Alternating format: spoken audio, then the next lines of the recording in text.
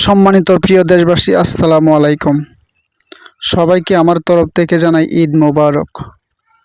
আজকে আমরা নেত্রকোনা আটপাড়া গ্রাম কাউপুর পশ্চিমপাড়া ঈদগাহের মাঠে আমাদের পশ্চিমপাড়ার সকলে মিলে মাঠ পড়ছি।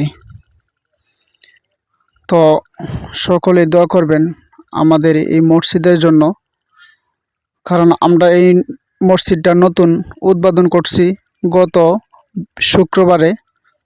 তো বৃষ্টির কারণে আমরা মাঠ পড়তে পারছি না। মাঠ পড়ছি মসজিদের ভিতরে। এত পরিমাণ বৃষ্টি ছিল যা বলার বাহির।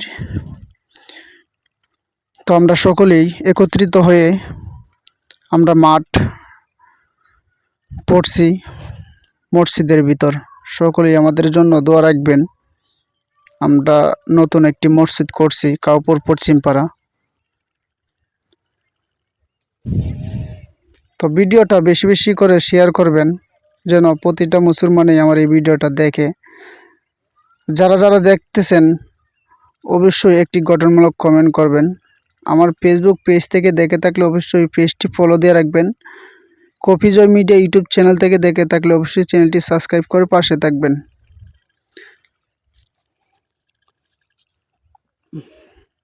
তো আমাদের কাউপুর পশ্চিমপাড়ার সকল মুসলমান একত্রিত হয়ে আমরা মাঠ পড়ছি।